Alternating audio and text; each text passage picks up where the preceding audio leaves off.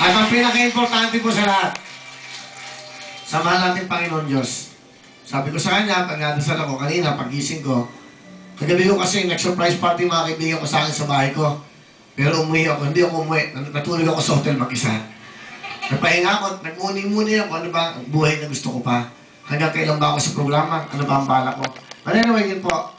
Salamat. At ang pinaka-importante po, sabi ko sa Panginoon Diyos, kunin niyo ng lahat. Kunin niyo ng lahat ng material na bagay. Kunin niyo ng lahat. Huwag niyo lang akong iiwan. Sa iyo ako nakasandal sa Panginoon Diyos. Maraming pong salamat sa inyo lahat. Thank you so much. And also, to my staff, to my crew, and of course, Mr. Senator Villar, maraming pong salamat dahil pinagkatiwalaan niyo ako, pinagtawalan niyo ako na makasama niyo ako. Isang tawag ko lang sa inyo, bago pa ako bumalik sa Wawawi, sabi ko, Senator, kailangan ko po ng 12 bahay. Oh, sige, walang problema. After 5 minutes, tumatawag na po ang staff niya. Sir, okay na po yung 12 bahay, okay na kay Senator, basta bigay na kagad natin. Basta sa mga. Senator, maraming pong salamat. Attorney Boy Reyno, thank you so much. My partner. Yan po ang naging susi sa paglipat ko.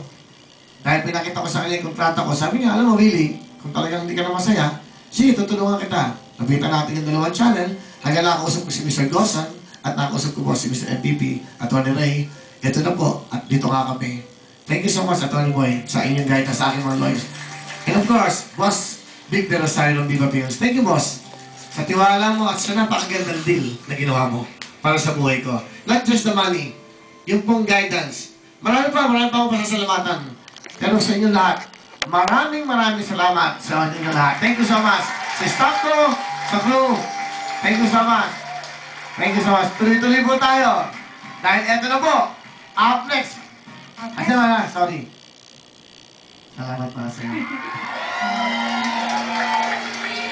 Hindi. Salamat, Shalani, kasi alam mo, kaya ako siya naisip. Ako nag-isip na kunin si Shalani.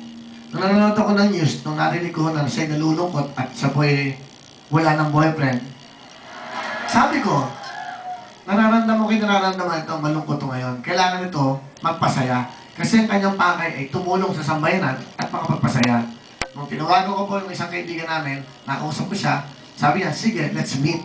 Sabi niya, pero walang expectation dahil really hindi ako sigurado sa ganyang trabaho. Dahil first time niya, at ang importante yun, nung nag-meeting kami ng November 5, siguro after 1 hour, nag-commit na siya sa akin. Sabi niya, sige, let's do this para magpasaya tayo ng ating mga kababayan. Thank you very much, Shalani. Welcome. Okay. Masaya ka ba na kapiling mo kami dito? Oo naman. Ha? Oo naman. Sabi ko nga, hindi nyo lang ako binigyan ng trabaho, binigyan nyo po ako ng bagong tahanan. Okay. Saka nandito po ang puso ko. Masaya po ako. Alam mo, ang isang tahanan, hindi po pwedeng mabuhay kung wala mga baby. Di ba? Handa ka na bang baby. Binibiro lang kita, mata. Ikaw ba handa na magpakasal? Dito, patuloy lang kita. Ikaw ba handa na magpakasal? Bakit mo tinatanong? Tinatanong ko lang. Diyan lang po. Thank you, ha. Thank you, ha. Ilista kita.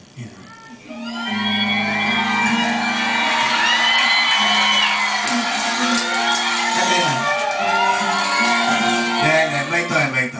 Basta tanda mo to. Hindi naman ako nandito para saktan ka eh. Nandito ka para paligayahin ka. Okay? Para sumaya. At kasama mo pasaya sa bayanan.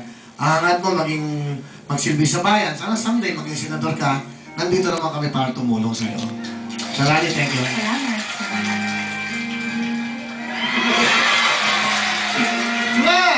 Ito naman, okay, tanda-tanda na natin, kikis ka eh. Yeah. Ikaw dapat, birthday ka. Hindi, ikaw dapat kung... Okay. Ay, birthday ka, go. Isa. Kiss.